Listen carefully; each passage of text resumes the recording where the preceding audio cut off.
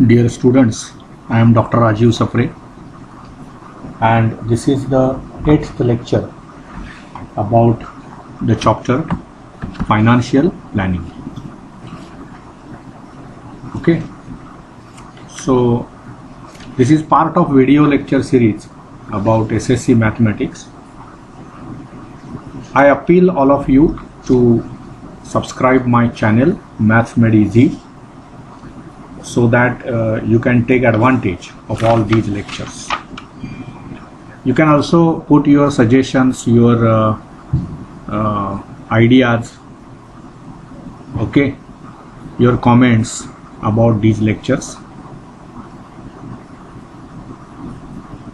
So coming to this particular lecture, we will continue where we left last time.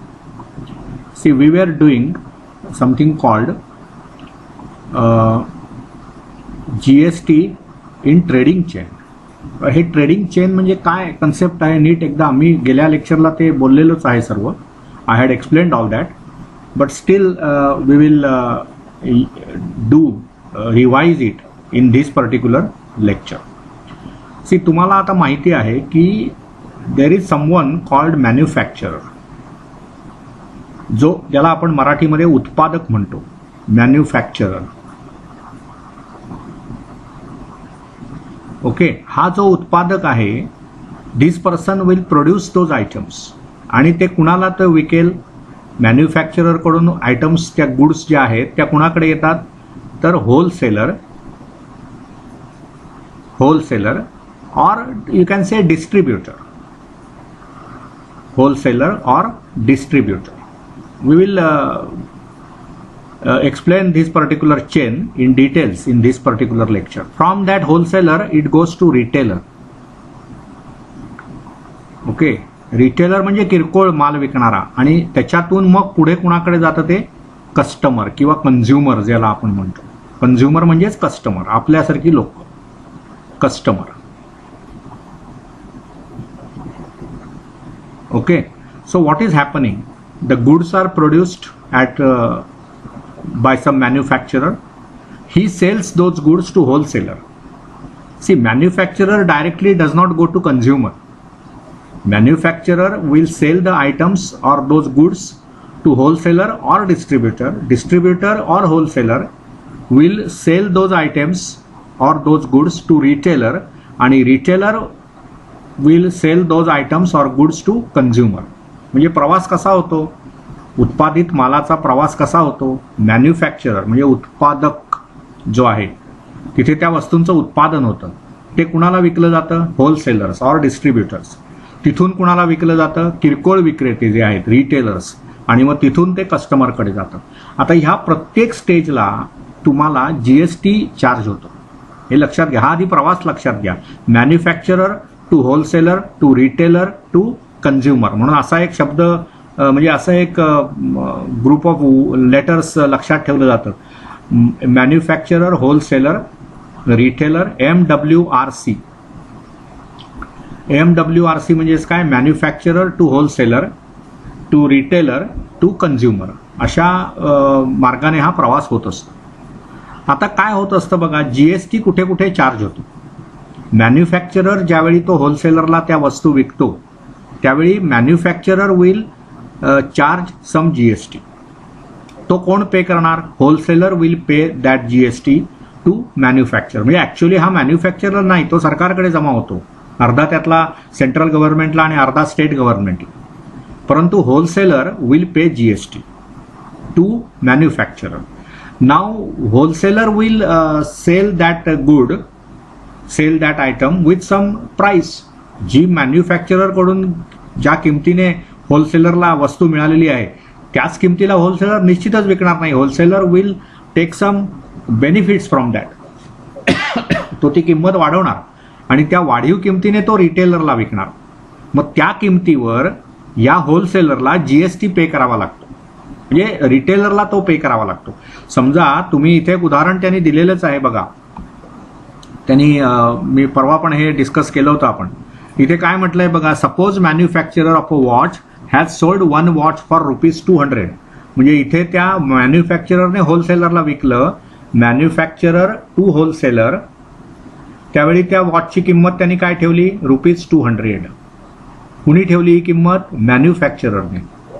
आता काय होणार बघा, wholesaler sold the watch to retailer at the cost 300. होलसेलरने त्याच्यावर फायदा घेणारच ना, तो ज्या किमतीने त्याने मॅन्युफॅक्चररकडून घेतलं त्याच किमतीला विकलं तर मग होलसेलरला काय फायदा मिळणार? He will take some more amount from the retailer.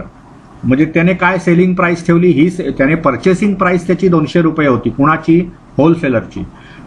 होलसेलरची विकण्याची किंमत काय आहे बघा, टू रिटेलर त्याने ₹300 विकलं, ते लक्षात घ्या. आणि retailer sold it to the customer to ₹400. रिटेलरने कस्टमरला विकलं, त्यावेळी त्याची किंमत झाली ₹400. ठीक आहे. Then how each trader pays GST and takes his input tax credit at every stage of the transaction is shown in the following flow chart. Study करा तो. 12% बघा त्यांनी काय सांगितलेलं आहे? Rate of GST charge at every stage is 12%. म्हणजे आता बघा, मॅन्युफॅक्चररकडून होलसेलरकडे जाणार त्यावेळी त्याचं टॅक्सेबल किंमत काय आहे? 200. म्हणजे ₹200 12%, 12/100. म्हणजेच किती होणार? हे 2 जातील, 2 शून्य आणि 12 दुणे 24 म्हणजे ₹24 एवढा GST बसणार. कुणाला बसणार तो? होलसेलर.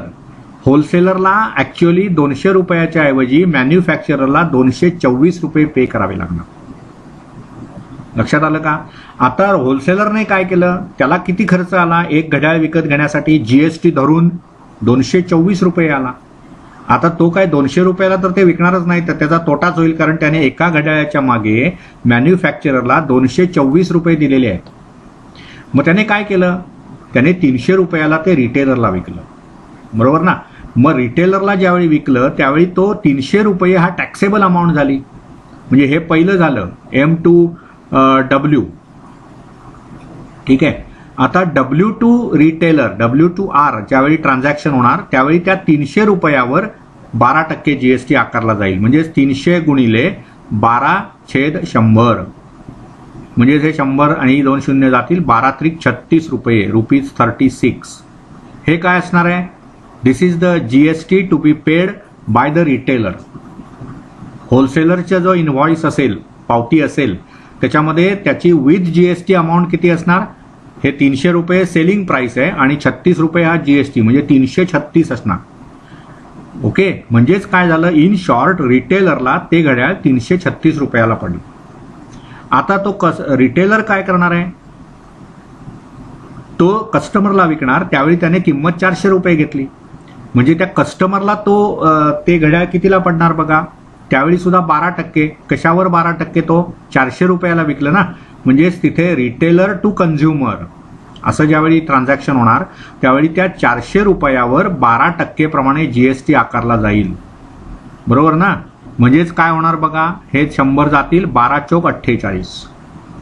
म्हणजे ते घड्याळ रिटेलरकडून ज्यावेळी कन्झ्युमरने, कस्टमरने, आपल्यासारख्या काय म्हणता येईल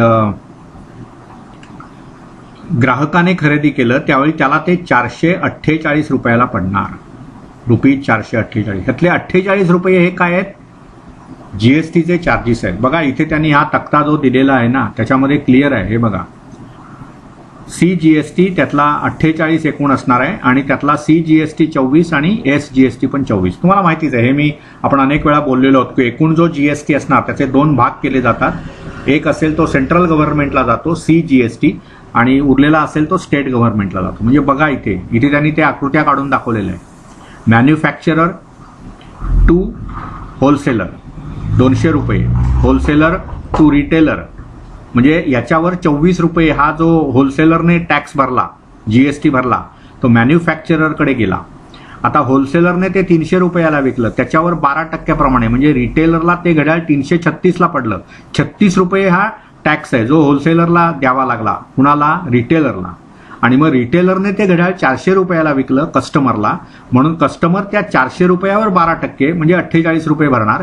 ते ₹448 इथे रिटेलरकडे जाणार. म्हणजे त्यातला ₹48 हा GST आहे, त्यातला ₹24 हा बघा इथे दिलंय total GST 48, CGST 24, SGST 24. Here all the three financial transactions took place in one state. Therefore the tax invoice were generated as follows. बघा, GST in tax invoice 1 हा कोणी टॅक्स इनव्हॉइस जनरेट केला? Tax invoice to manufacturer. आता हे कोण आहेत? Tax invoice of manufacturer. मॅन्युफॅक्चररने कुणाला विकलं? ते डीलरना, डिस्ट्रीब्युटर्सना, किंवा तुम्ही काय म्हटलं त्यांना आपण, होलसेलर्सना विकलं. म्हणजे होलसेलर हा पण बिझनेसमन आहे, मॅन्युफॅक्चरर हा बिझनेसमन आहे, म्हणून त्या ट्रान्झॅक्शनला म्हणतात B2B ट्रान्झॅक्शन. लक्षात घ्या. मग प्राइस ऑफ द वॉच 200 रुपये, CGST एकूण 12% GST असल्यामुळे अर्धा CGST अर्धा हा SGST, त्यामुळे ते 12 रुपये झाले, 224 रुपये टोटल अमाऊंट झाली. आता पुढे काय झालं बघा, होलसेलरचा जो काही टॅक्स इनव्हॉइस असेल त्याच्यामध्ये प्राइस ऑफ द वॉच 300 रुपये आणि त्याच्यावर CGST 6%, SGST 6%, म्हणजे 18×36 रुपये जास्त त्याला पे करावे लागणार.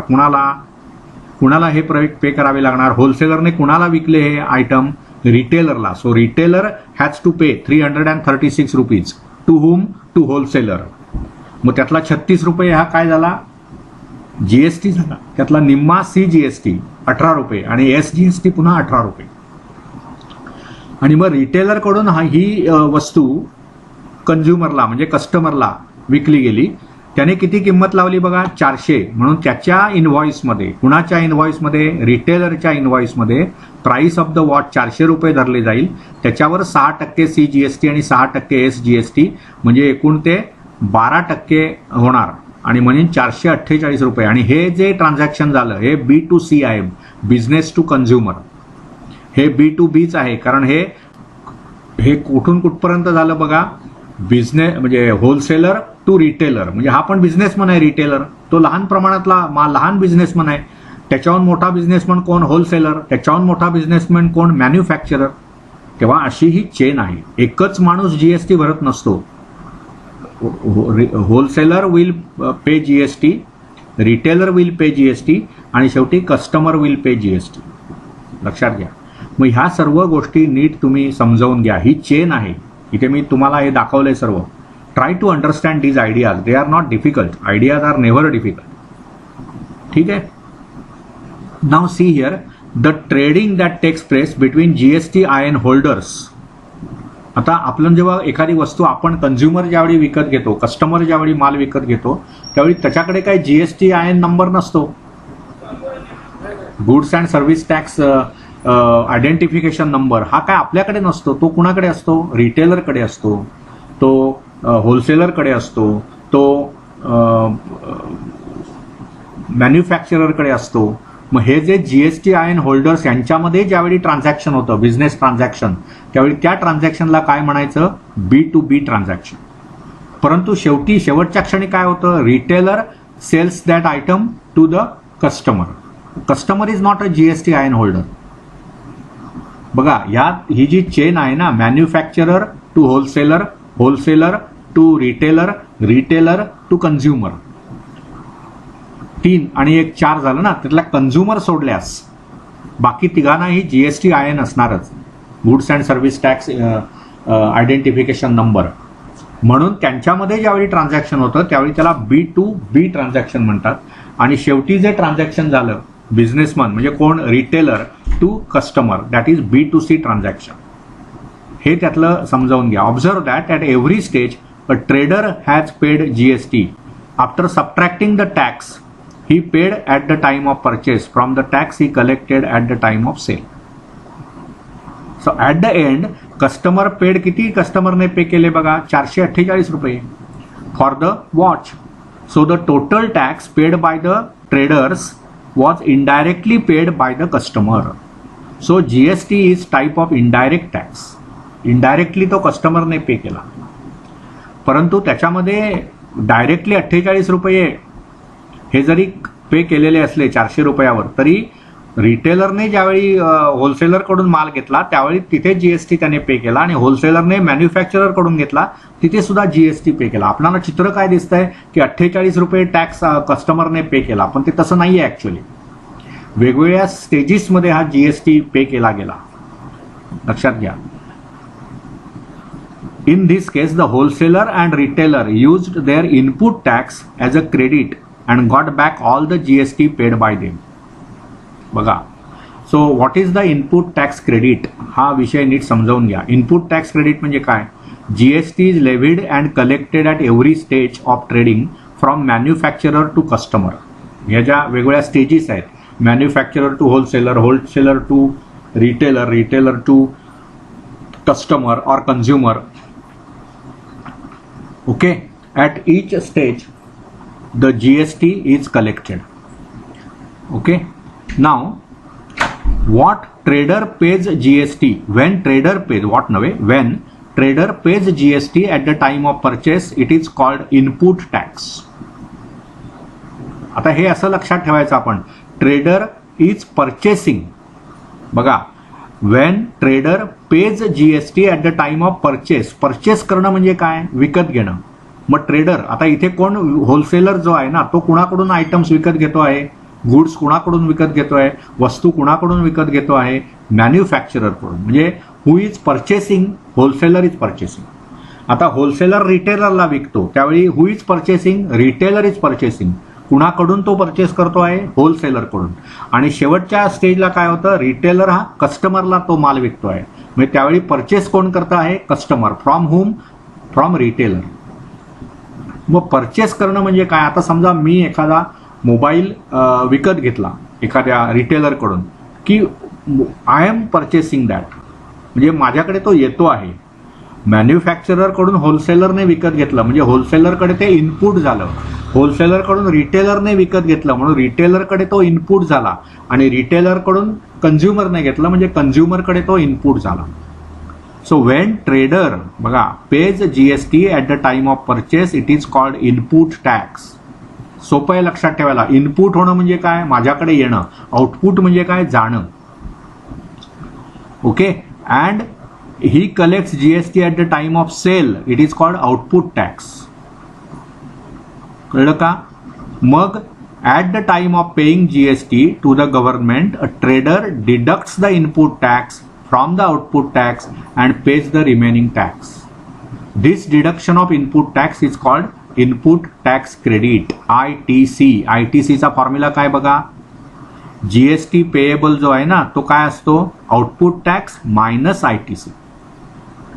बघा, इनपुट टॅक्स क्रेडिट हे वजा करायचं आपण कशामधून? आउटपुट टॅक्स मधून. आता आउटपुट टॅक्स म्हणजे काय? इथे लिहिलेलं आहे बघा. इनपुट टॅक्स कशाला म्हणतात? When trader pays GST at the time of purchase. ट्रेडरने विकत घेताना जो जीएसटी पे केला त्याला म्हणायचं इनपुट टॅक्स. आणि when he collects GST at the time of sale. आता होलसेलरने रिटेलरला तो विकला, आयटम गुड्स विकल्या, त्यावेळी रिटेलरकडून जो काही जीएसटी त्याला मिळाला, that is called output tax. And he collects GST at the time of sale, which is called output tax. At the time of paying GST to the government, trader deducts the input tax from the output tax. म्हणजे output tax मधून input tax वजा केला जातो. बघा, and page the remaining tax. हे जे deduction आहे that is called input tax credit. मग त्याला इनपुट टॅक्स क्रेडिटला काय म्हणायचं? GST payable. हा फॉर्म्युला सर्वात महत्वाचा आहे. I will write it here and we are going to use that in further problem solving. So what is the formula? GST payable. बघा, हे फार महत्वाचं आहे या चेनमध्ये, कारण हे एकच माणूस एकाच ठिकाणी नाही करत आहे. Many things are there. GST payable, we will write it here. GST payable is equal to what? Output tax. इथे मी OP लिहितो नुसतं, output tax minus ITC, input tax credit. In short, while paying taxes to the government, each trader in the trading chain subtracts the tax paid at the time of purchase from the tax collected at the time of sale and pays the remaining tax. लक्षात घ्या. मग आता ह्याच्यावर आधारित सोपे सोपे problems तुम्हाला त्यांनी इथे आधी सॉल्व्ह करून दिलेले आहेत. त्यातला एक प्रॉब्लेम आपण आता डिस्कस करूया. 2-3 प्रॉब्लेम्स त्यांनी सॉल्व्ह करून दिलेले आहेत, त्यांचा नीट अभ्यास करा. I have told many times you have to understand first what is there in the solved examples, how they are doing that. आता इथे बघा, मिस्टर रोहित इज रिटेलर. बघा, जो पर्सन जो आहे Rohit, he is retailer. Okay, he paid GST of rupees 6500 at the time of purchase. What he paid? Paid GST किती rupees? 6500 rupees at the time of purchase. म्हणजे त्याने विकत घेताना हा पे केलेला GST आहे. यालाच आपण काय म्हणणार बघा, काय म्हणणार? Input tax. बघा, tax paid at the time of purchase 6500. So इथे आपण असं म्हणणार ना, input tax. What is input tax here? 6500 rupees 6500, that is input tax. ठीक आहे. पुढे काय म्हटलंय बघा, he collected GST of rupees 8000 at the time of sale. म्हणजे कलेक्टेड GST. बघा, इथे पेड GST, इथे कलेक्टेड GST. कलेक्टेड म्हणजे त्याने जमा केला, म्हणजे तो इनपुट झालं. हे पेड GST म्हणजे आउटपुट. म्हणजे इथे paid GST, sorry, at the time of purchase, त्याने विकत घेतलं म्हणजे ते इनपुट झालं. मग त्यावेळेचा हा GST आहे, म्हणजे हा इनपुट झाला, इनपुट टॅक्स 6500 झालं. आणि collected GST they are saying rupees 8000. Rupees 8000 म्हणजे हे कधी? ॲट सेल विकला. ज्यावेळी त्याने आयटम विकलं त्यावेळी 8000 रुपये त्याने GST कलेक्ट केला. म्हणजे ह्यालाच काय म्हणायचं आपण? Output tax. Tax collected at the time of sale, it is output tax. मग तो किती आहे इथे? 8000. बरोबर ना? मग आता तुम्हाला त्यांनी काय विचारलेलं आहे? 3-4 गोष्टी त्यांनी विचारलेल्या आहेत. Find his input tax and output tax. So that is done. Input tax म्हणजे ज्यावेळी त्याने आयटम्स परचेस केले त्यावेळी जो GST पे केला तो इनपुट टॅक्स. सेल केले आयटम्स त्यावेळी जो GST कलेक्ट झाला त्याला म्हणायचा आउटपुट टॅक्स. त्यामुळे हे दोन्ही झालेच आता. ओके. पुढे आता GST पेएबल.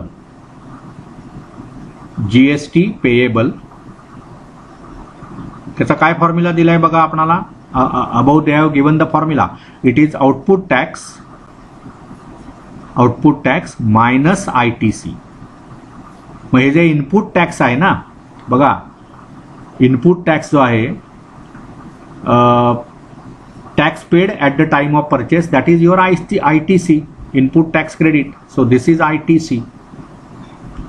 मग आपण GST पेएबलचा फॉर्म्युला काय बघा, आउटपुट टॅक्स मायनस ITC. बरोबर ना?